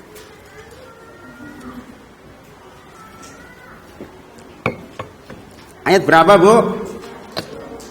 40, 39, 40, 41 ya benar. Wa amma man khafa maqama rabbih, barang siapa yang takut kepada Allah Rabbnya, wa nahan nafsa anil hawa, bisa nahan nafsu, fa innal jannata hiyal ma'wa. Sebaliknya fa amma man tagha, sebelumnya berarti 39 tuh ya. Fa amma man tagha wa atharal hayatad dunya, adapun orang yang berlebih-lebihan dalam hidupnya, yang banyak keinginannya, kalau keinginannya nggak diturutin dia ngambek umpamanya. Fa amma man tagha wa atharul hayatad dunya, lebih memilih kehidupan dunia, fa innal jahima hiyal ma'wa, maka jahim, neraka jahim adalah tempat tinggalnya. Ini sesuai dengan hadis tadi ya. Orang yang pintar adalah orang yang apa tadi? Yang nahan nafsa wa amila lima ba'dal maut. Sebaliknya wal ajizu, masih hadis, wal ajizu, orang yang lemah, yang bodoh, yang bukan tipe kita, yang bukan calon kita, ini kalau mau nyari calon, adalah orang yang apa Pak Bu? Wal ajizu manittaba hawahu, nurutin keinginannya, wa tamanna alaillahil amani, berangan-angan jauh. Ya ibu-ibu, adik-adik, dunia ini cuma sebentar. Jangan berangan-angan terlalu jauh. Jangan seperti orang Yahudi yang kepingin hidup 1000 tahun lamanya. Walaupun hidup 1000 tahun, apa gunanya kalau tidak sembahyang? Walaupun hidup 1000 tahun, apa gunanya kalau tidak sembahyang? Ini dalilnya surat Al-Baqarah ayat berapa adik-adik? Ini pada nggak bawa Al-Quran ini mahasiswi atau siapa ini? Mahasiswi, benar? Bukan? Ya, kok nggak bawa Al-Quran ini sudah hafal ya 30 juz ya? Ya, walaupun sudah hafal, ya bawa Quran, nah paling tidak nggak punya HP ya, bawa Quran itu, cari surah Al-Baqarah, ya, yang bunyinya begini, ya waddu ahaduhum law yu'ammara alfasanatin wa ma huwa bimuzahzihihi minal adabi ayyu ammar. Salah satu dari mereka, sudah ketemu belum ayat berapa? Alhamdulillah di sini banyak yang hafal Quran, jadi saya tinggal nanya-nanya saja, nggak perlu nyari saya. Saya banyak asisten di sini. Ayat berapa? Yang paling cepat dapat hadiah. Ayat berapa? 96. 96. Ya waddu ahaduhum law yu'ammara alfasanatin. Artinya apa? Mereka kepingin ya hidup itu 1000 tahun lagi. Wa ma huwa bimuzahzihihi minal adabi ayyu ammar. Walaupun hidup 100 tahun tidak bisa lepas dari siksa api neraka. Makanya mbak-mbak, adik-adik, ibu-ibu, janganlah terlalu berangan-angan nanti saya hidup bahagia dengan suami saya, bisa punya rumah 3 tingkat, ya, di atasnya ada kolam renang, ya, saya punya 3 mobil, punya anak 3, sekolah di luar negeri, ya, saya hidup bahagia. Ya, itu namanya terlalu berangan-angan. Ya. Seakan-akan kita itu hidupnya panjang gitu. Padahal kita itu umur kita itu singkat. Dunia ini ya tidak langgeng. Contohnya banyak musibah di Aceh, di Garut, ya, di negara-negara lain, di Suriah, di Yaman, di Irak. Itu sebenarnya sinyal, sinyal kepada kita, isyarat bahwa dunia ini sudah mulai tua. Makanya benar kalau judulnya keluarga idaman di akhir zaman. Akhir zaman sudah banyak kerusakan. Ngapain kita berangan-angan punya rumah yang mewah, ya, punya mobil bagus, punya kolam renang, ya, macam-macam, punya jabatan, ngapain? Itu namanya orientasinya dunia. Kalau orientasinya akhirat, bukan itu. Maka tadi saya sampaikan, wal ajizu, orang bodoh adalah orang yang selalu mengikuti keinginannya, kemudian berangan-angan hidup 1000 tahun. Saya ada cerita nyata orang Jepang, pimpinan beberapa perusahaan. Dia juga salah satu pejabat. Seluruh keinginannya dia beli. Ingin mobil, beli mobil. Ingin rumah, beli rumah. Ya. Ingin ya dunia, bisa beli helikopter, bisa punya pulau, ya, punya reklamasi, ya, direklamasi itu, ya, dan lain-lainnya. Kepingin dan keinginannya terturuti karena dia kaya. Setelah keinginannya diturutin semuanya, apa yang terjadi? Apa yang terjadi, ibu-ibu, adik-adik? Dia bingung. Untuk apa seluruh harta yang sudah saya miliki? Jadi ibu-ibu, hidup paling enak itu, ini saya teruskan dulu lah supaya nggak lupa. Dia ini akhirnya bingung. Karena bingung, stres. Untuk apa sih saya beli-beli gini? Dia bingung, semakin bingung, akhirnya apa? Stres. Pada malam hari sekitar jam 12 malam, dia nggak bisa tidur, gelisah. Dia menyamar sebagai orang biasa, keluar rumahnya. Satpamnya nggak tahu, dia keluar. Kemana? Ke jembatan. Ya, ingin lihat jembatan. Di Jepang itu ada jembatan khusus untuk orang yang bunuh diri. Orang Jepang itu kebanyakan mati yang muda-muda karena putus cinta. Ya. Orang Jepang banyak bunuh diri karena putus cinta. Nah, di situ dia terjun. Orang kaya kebanyakan uang, stres, terjun di jembatan itu. Bingung karena banyak uang. Jadi sebenarnya kebanyakan uang tuh nggak enak juga. Bener loh, Bu. Kebanyakan uang tuh nggak enak. Kenapa nggak enak? Bingung uangnya untuk apa? Ya. Yang enak itu hidup pas-pasan. Ya. Ingin ini pas ada. Kalau nggak kepengen pas nggak ada. Itu namanya hidup diridhoi oleh Allah Subhanahu wa taala. Allah itu tahu keperluan kita.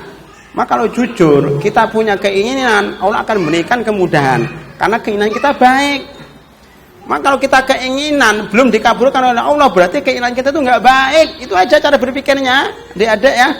Kalau punya keinginan, kemudian Allah belum memberikan taufik, berarti kita husnudon. Oh, jangan-jangan keinginan saya ini nggak baik. Akibatnya untuk akhirat, makanya Allah membatasin, kamu jangan dapat dulu ya. Kalau dapat, kamu nanti akan jauh dari Islam, dari agama, akan buat kamu maksiat. Makanya kalau kita nggak dapat keinginan, alhamdulillah, Allah itu masih sayang dengan saya karena Allah menghalangi dari kemaksiatan. Begitu aja, husnudzon kepada Allah Subhanahu wa taala. Baik, kita kembali kepada surat Ali Imran 190 191. Kan sama isinya. Ulul albab adalah yang mengetahui, memikirkan alam semesta ini. Apa di situ? Alladzina yadhkurunallaha qiyaman wa qu'udan wa 'ala junubihim. Orang ulul albab itu selalu berzikir. Zikir yang paling baik itu membaca Al-Qur'an. Baik, sebenarnya orang-orang yang berusaha menghafal Al-Qur'an itu sebenarnya orang pinter. Kenapa? Zikir yang paling afdal itu membaca Al-Qur'an, merenungi isi-isinya. Maka ketika kita menyampaikan ya tema kehidupan sesudah kematian atau tema keluarga idaman di akhir zaman, isinya juga cuma Al-Qur'an, Al-Qur'an, Al-Qur'an. Ya. Karena ini zikir. Alladzina yadhkurunallaha qiyaman wa qu'udan wa 'ala junubihim. Jadi keluarga idaman adalah keluarga yang selalu berzikir. Ya, habis sholat zikir bersama. Kalau perlu sholatnya jamaah, suaminya jamaah di masjid, sholat sunatnya di rumah bersama anak dan istri, diajak berzikir bersama-sama. Ya, bagaimana kita membiasakan baca ayat kursi setiap habis sholat. Ini harus diresmikan di keluarga.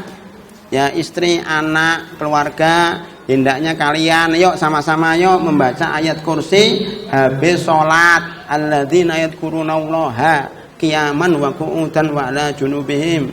Membaca, barang siapa yang membaca ayat kursi sehabis sholat 5 waktu, maka tidak ada penghalang antara dia dan surga kecuali kematian. Hadis sahih.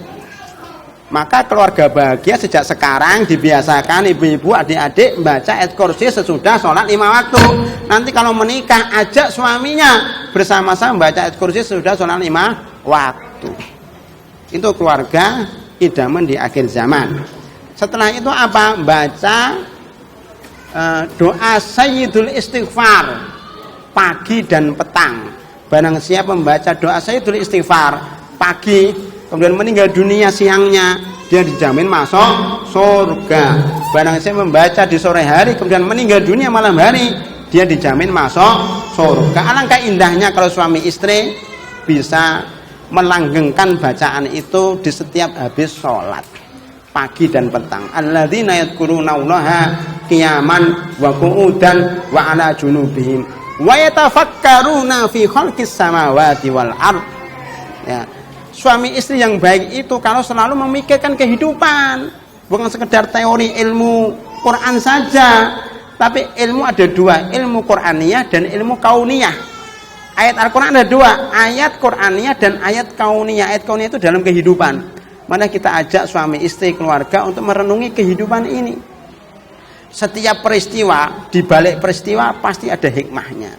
Setiap kejadian di rumah tangga, apakah pernah konflik dengan suami istri, konflik dengan anak, konflik dengan tetangga, ambil apa pelajarannya. Ya, itu namanya ayat kauniyah. Ya, penciptaan langit dan bumi. berjalannya matahari, adanya bulan, adanya bintang, adanya kejadian, kecelakaan, musibah, ya, keuntungan, kerugian yang kita alami tiap hari itu dicatat. Makanya keluarga yang bahagia, yang idaman itu selalu ada catatan harian. Punya catatan harian enggak? Ibu-ibu, adik-adik, diari, ya, catatan harian. Ya, ibu-ibu juga enggak masalah catatan harian, evaluasi bagaimana cara didik anak. Anaknya sudah besar-besar, siapa jodohnya? Anak pertama salah jodoh dicatat. Anak pertama salah jodoh, dulu akibatnya begini. Anak kedua jangan sampai terulang kembali. Jangan sampai salah jodoh. Orang Islam itu tidak masuk satu lubang 2 kali, cukup sekali aja masuk satu lubang. Ya, itu catatan harian, catatan evaluasi tiap hari. Ya, evaluasi itu penting, itu catatan harian. Wa itafakkaruna fi khalqis sama. Seandainya anaknya masuk umum, kedokteran, insinyur, ya, teknik, itu pun dikaitkan dengan Islam. Ya, kedokteran bagaimana kedokteran Islam, teknik Islam, terus begitu. Jadi ilmu umum dengan ilmu agama itu nyambung.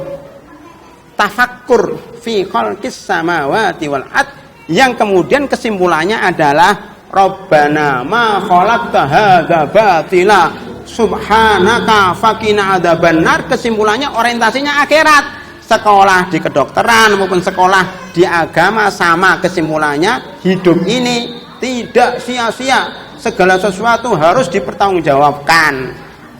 Faqina adzabannar, subhanak, engkau maha suci, tidak pernah salah, kami ini salah terus, banyak dosanya. Faqina adzabannar, ini orientasinya akhirat. Jadi pendidikan yang benar adalah pendidikan yang orientasinya akhirat. Anaknya itu kalau habis sholat doa, Rabbana atina fid dunya hasanah wa fil akhirati hasanah wa qina adzabannar. Saya kepengen bapak saya, ibu saya masuk surga semuanya, jangan sampai ada yang bisa masuk neraka. Istri saya, suami saya mudah-mudahan masuk surga semuanya dan jauhkan dari api neraka. Itu orientasi pendidikan dan orientasi pernikahan. Selesai, Bu? Surat Ali Imran 190-191. Terakhir udah masuk waktu ya. Ini singkat saja karena ini masih panjang. Lihat dalil berikutnya, surat Al-Ahzab. Ini intinya di sini, tadi baru mukadimah ya. Nanti mungkin ada seri kedua lah ya, mungkin tahun depan, karena saya ngisi di divisi wanita. Akad ketiga ini setahun sekali pun belum tentu ya, makanya mungkin tahun depan lah ya. Mudah-mudahan kita masih diberikan kesempatan oleh Allah Subhanahu wa taala sehat sehingga bisa mengisi ibu-ibu tahun depan insyaallah ya. Ayat Al-Ahzab ini saya singkat aja mukadimah dulu, nanti dilanjutkan pada pertemuan mendatang. Ayat berapa yang nggak kelihatan saya? 28, 29 ya. Al-Ahzab 28, 29. Ibu-ibu, adik-adik semuanya, 3 surat yang harus diajarkan kepada anak-anak perempuan, wajib dipelajarin. Apa saja, Bu? Apa saja? Tolong ditunjukkan apa saja. 3 surat yang wajib dipelajari oleh cewek, anak perempuan. An-Nisa, karena judulnya aja surat perempuan. Yang kedua, An-Nur. Yang ketiga, Al-Ahzab. Ini Al-Ahzab, Bu, salah satunya. Ternyata di dalamnya ada masalah keluarga idaman di akhir zaman. Itu kalau mau diperpanjang itu kisah keluarga Nabi Muhammad Sallallahu Alaihi Wasallam. Dalam surat An-Nur juga kisah tentang keluarga Nabi Muhammad Sallallahu Alaihi Wasallam. Surat An-Nisa, Masya Allah. Ya, saya ada seri kajian keluarga Sakinah di masjid sebelah Sakura Regensi. Nanti kalau ibu-ibu ada waktu nih promosi, bisa datang ke Masjid Baitur Rahman. Ya. Sakura Regensi 1 ini Jati Asih dekat. Setiap malam Ahad kedua, mungkin di sini ada pengajian juga ya. Itu kajian rutin keluarga sakinah yang saya simpulkan dari surat An-Nisa dari ayat 1 baru sampai ayat 11. Padahal sudah berkali-kali pertemuan. Kurikulumnya itu ayat saja An-Nisa 1, 2, 3, 4, 5, 6, 7, 11 sampai nanti 34. Ya, mesti lama. Di beberapa tempat juga saya kaji juga ayat-ayat lain. Yang penting intinya ayat. Nah, sekarang saya menemukan hari ini tadi kan barusan juga ada pengajian di Al-Azhar, saya menemukan ayat ini di jalan nemukannya. Bukan di bangku kuliah. Bukan di Al-Azhar, bukan di Madinah, nemukannya di Bekasi. Itu menunjukkan ilmu itu tidak harus di bangku sekolah, ilmu itu di jalan, di Bekasi, dalam kehidupan seperti ini. Ketika menyampaikan teringat ada ayat ini, maka saya sampaikan lagi di sini supaya ngelotok. Jadi ilmu itu kalau disampaikan itu ngelotok jadinya. Surat Al-Ahzab ayat 28, 29. Itu dalil bahwa keluarga yang bahagia itu keluarga yang orientasinya akhirat. Mana dalilnya? Lihat. Ya, ini ceritanya panjang, cuma saya cuplek aja ya. A'udzubillahi minasyaitonirrajim. Ya ayyuhan nabiyyu qul li azwajika in kuntunna turidnal hayatad dunya wa zinataha fata'alaina umattikunna wa usarrihkunna sarahan jamila. Ini juga menjadi dalil yang kuat bahwa wanita itu cenderung kepada kehidupan dunia, hatta istri-istri Nabi Muhammad sallallahu alaihi wasallam. Tahu nggak ibu-ibu? Ya, istri-istri beliau itu melakukan aksi damai. Ya, 9 orang aksi damai demo. Jadi kalau ibu-ibu ikut aksi damai boleh. Dalilnya apa? Surat Al-Ahzab ayat 28. Ya, cuma ini aksinya nggak ke Monas ini. Aksinya ke rumahnya Nabi Muhammad sallallahu alaihi wasallam. Nah, ada tuntutannya apa tuntunannya? Kenaikan gaji UMR, upah minimum regional. Artinya apa? Istri-istri Nabi ini sebenarnya sudah dapat nafkah, tapi nafkahnya sangat sederhana banget. Nabi loh. Ya, jadi ternyata Nabi kita ini hidupnya sederhana. Kita ini Masya Allah jauh-jauh lebih kaya, ya, lebih banyak fasilitasnya daripada Nabi Muhammad SAW. Nabi Muhammad itu nggak punya mobil, ya, nggak punya motor, ya, nggak punya HP. Sederhana hidupnya. Kayaknya cuma unta, cuma kuda. Kemudian rumahnya juga kecil, rumahnya kecil. Itu Nabi itu Masya Allah. Kalau sholat, kok tahu kecil Ustaz? Memang tahu. Saya nggak tahu. Cuma kalau sholat malam itu mau sujud, itu kaki istrinya menghalangin. Ustaz itu nggak nunjukkan rumahnya sempit ya. Memangnya Nabi sengaja sholat di depan istrinya lagi tidur. Ya, sengaja supaya sholatnya di depan kaki istrinya. Ya enggak, itu artinya rumahnya sempit, mau sholat enggak ada tempat.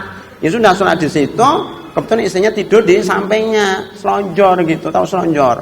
Kakinya namanya orang tidur, diselonjorkan gitu. Nabi enggak marah, cuma ayo. Kemudian dia melipat kakinya lagi, namanya tidur ayam, gitu kan.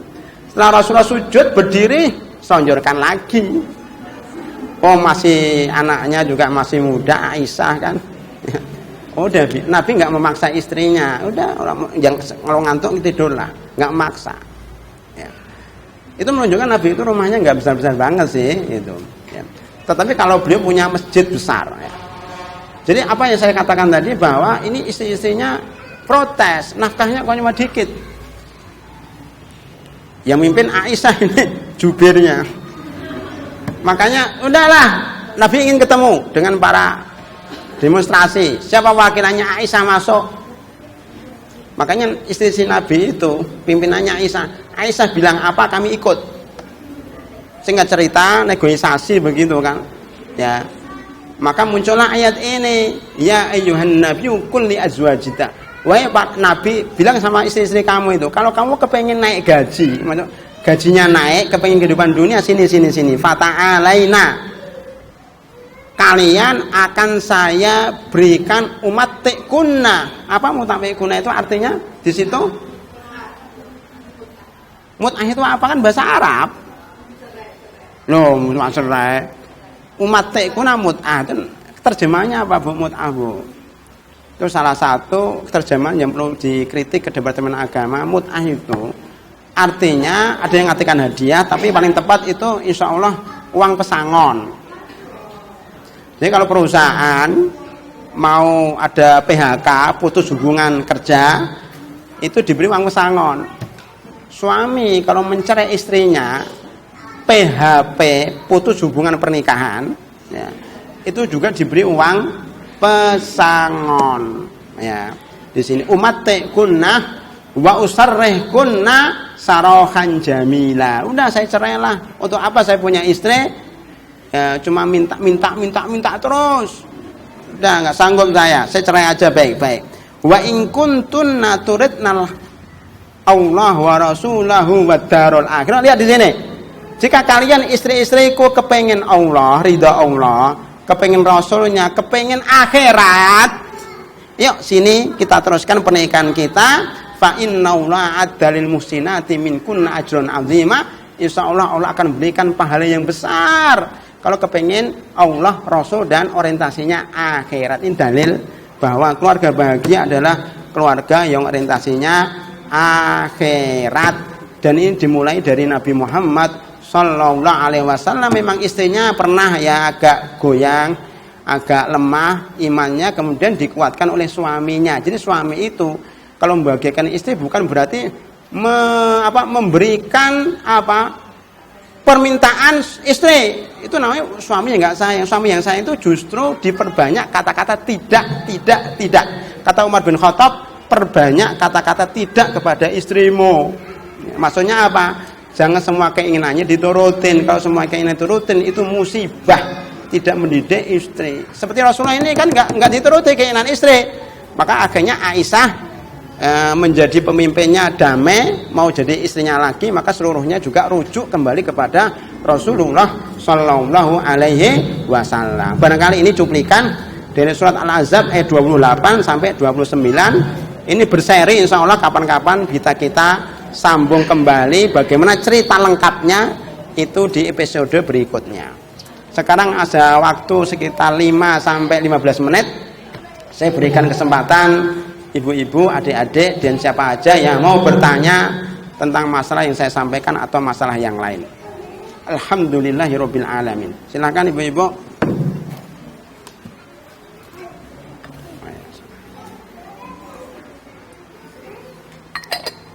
Ada yang kepengen langsung? Ya. Silakan.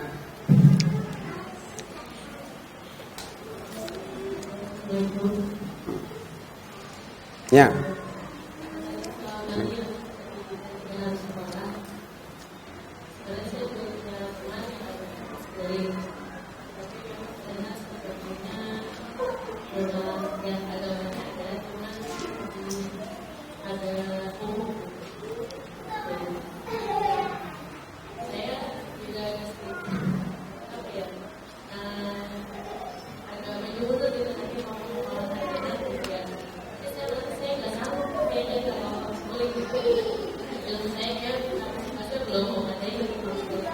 Ya.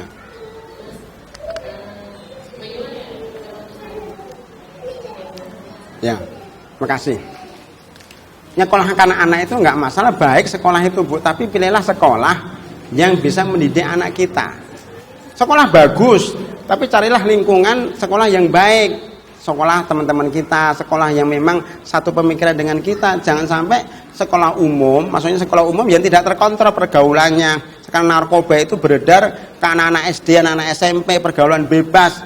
Kadang-kadang pelecehan seksual kepada anak-anak didik. Kemarin terjadi di mana? Di Bali atau di mana terakhir? Saya lupa. Pokoknya di daerah Jawa Timur kalau nggak salah. Sekarang yang terjadi pelecehan kepada anak-anak kecil ini menunjukkan bahwa lingkungannya nggak baik. Oleh karena itu carilah sekolah yang memang orientasinya akhirat. Banyak sekarang di lingkungan kita itu juga banyak. Tapi kalau sekolah yang umum harus kita pantau dengan seksama pergaulannya dengan siapa, gurunya siapa. Karena banyak SD umum gurunya dari non muslim. Ya, diajari musik, diajarin gitar, diajarin. Kemudian non muslim tahu sendiri kalau ngajarkan ya mungkin dakwah juga kepada non muslim. Maka harus hati-hati.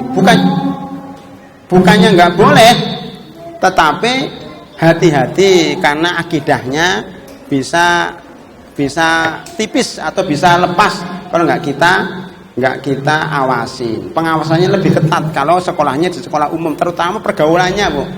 Kata-kata kotor itu, anak kecil udah keluar kata-kata kotor itu karena teman-temannya. Jangan di sekolah umum, di sekolah Islam pun ya kadang-kadang kecolongan juga karena ada murid-murid yang gaulannya bebas. Sekolah di situ akhirnya nular ke anak-anak kita juga, kata-katanya kotor, Bu. Ya. Kemudian suka main apa gitu ya. Ya, akhirnya apa? Akhirnya juga tidak ya seperti yang kita harapkan. Oleh karena itu, sekolah nggak masalah, tapi cari sekolah yang pendidikannya baik, paling tidak di rumah dididik lagi. Bagaimana kalau ada pendapat, pertanyaan kedua, bahwa zaman ini sudah terakhir, maka sebaiknya tidak usah menikahkan anaknya. Siapa ini? Siapa ini? Karena akan datang banyak kesulitan-kesulitan yang menimpa. Lah ini namanya orientasinya dunia. Banyak loh, Bu, cewek takut nikah, tidak mau nikah karena nggak mau susah, nggak mau hamil, nggak mau disesar, nggak mau ngurusin anak, gendong anak kemana-mana. Itu pikiran orang sekuler.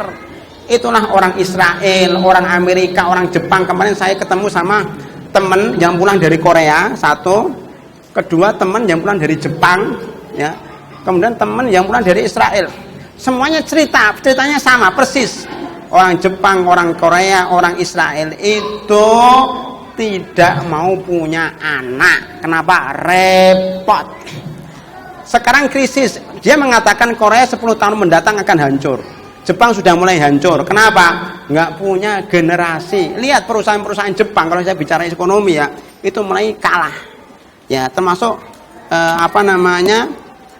HP ini sekarang sudah dikuasai oleh Korea. Karena Jepang apa? Jepang itu nggak punya generasi muda. Perusahaan-perusahaannya dipegang orang-orang yang sudah tua, kakek-kakek, nggak bisa inovatif, ya, nggak punya generasi. Ini akibat apa? Takut punya anak, takut repot. Makanya adik-adik kalau mau nikah jangan takut, justru situlah pahala. Ya, sampai ada hadis, seandainya besok kiamat, besok pagi kiamat, kamu bisa nikahlah sekarang. Lumayan sehari.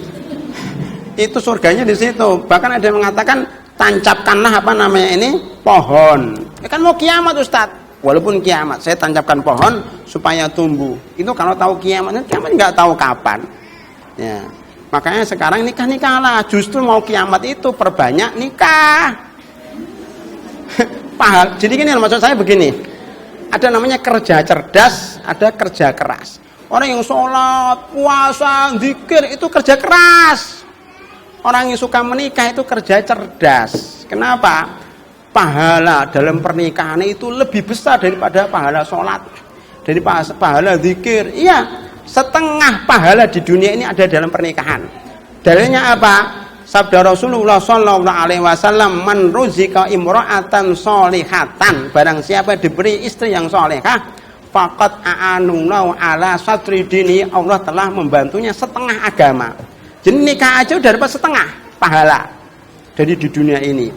Falyattaqillah fisatril baqi, maka hendaknya dia melengkapi setengahnya lagi. Jadi setengahnya sudah dalam pernikahan. Maka perempuan yang cerdas adalah perempuan yang cepat menikah. Kenapa? Karena pahalanya di situ. Seandainya besok hari kiamat dia sudah dapat setengahnya. Daripada dia meneruskan karirnya, sekolah dulu sampai S1, sampai S2, sampai S3, sudah jadi perawan tua, nggak laku. Capek, pahalanya dikit. Makanya justru pahala itu dalam pernikahan. Ini pertanyaan ini salah, Bu, ya, salah Ya mungkin pendapat orang ya, pendapat orang ini benar, tapi jangan itu diambil karena ini sekuler. Takut susah. Ini kan saya bacakan lagi supaya Ibu mantap. Karena dia akan datang banyak kesulitan-kesulitan yang menimpa di masa mendatang karena banyak musibah, mungkin begitu. Salah. Justru terbalik, kita harus cepat nikah. Bahkan ada seorang sahabat, Bu, seorang sahabat sebelum Bu Zainah ditanya, ya, udah nggak kuat lagi. Dia sudah mau mati, Bu, sakaratul maut, masih muda, jejaka, umur 23 tahun, belum sempat nikah. Dia bilang, saya kepengen nikah, coba kawinkan dengan siapa lah. Saya tidak mau mati sebelum saya nikah. Coba bayangkan, itu orientasinya akhirat. Iya, karena tidak mau bertemu dengan Allah. Ditanya, kamu kok nggak nikah, kenapa? Gitu. Itu orientasi akhirat. Silakan Bu Zainah. Udah nggak sabar, tinggal 5 menit.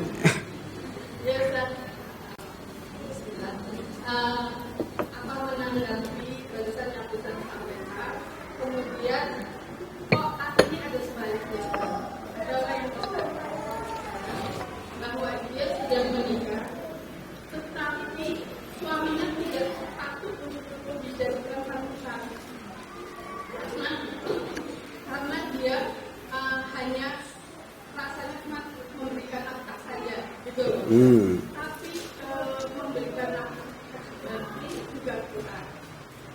Terus kemudian apa namanya, kalau marah paling sering marah, dan kalau marah keluar kata-kata yang kotor. Terus dia bertanya, saya harus bagaimana? Saya harus bagaimana? Seandainya saya selesai bagaimana? Mohon jawabannya. Baik, begini Bu, dulu ada sahabat istri Sabit bin Qais atau Qais bin Sabit. Itu datang kepada Nabi, ya Rasulullah, suami saya nih Qais bin Sabit ini orangnya baik, agamanya baik, ya, nggak seperti yang diceritakan Ibu tadi, main pukul, kemudian tidak memberikan nafkah, ya banteng, mukul gelas, piring. Pokoknya marah, hanya memberikan nafkah lahir, tidak memberikan nafkah batin, kemudian tidak perhatian, tidak membimbing. Terus gimana ini? Ini istri suaminya sahabat, Bu. Namanya Qais bin Sabit. Sabit bin Qais itu tolong diluruskan. Qais bin Sabit. Ini istrinya sahabiah datang, ya Rasulullah, saya tidak cocok dengan suami saya.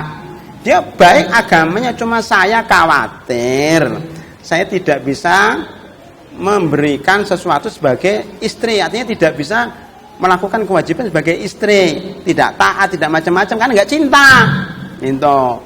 Boleh nggak saya minta cerai, gitu. Kemudian Sabit dipanggil, istri kamu begini-begini minta cerai, kamu terima nggak? Ya, saya terima ya Rasulullah. Ini kemudian dikembalikan hadikoh. Hadikoh itu kebun. Waktu itu maharnya kebun, dia orang kaya nampaknya. Dikembalikan dan selesai cerai, artinya gugatan cerai itu dibolehkan oleh Rasulullah jika istrinya orientasinya akhirat bukan dunia. Saya kepengen nikah dengan laki-laki lain yang lebih ganteng, lebih kaya, enggak. Dia bilang saya tidak bisa melaksanakan kewajiban sebagai istri karena enggak cinta, enggak cocok. Kalau saya sebagai istri enggak taat, disuruh enggak ikut, ya tidak melakukan kewajiban sebagai suami, sebagai istri, tentunya saya berdosa. Saya nggak mau dalam rumah tangga ini, saya berdosa ya Rasulullah. Dosa besar, Bu.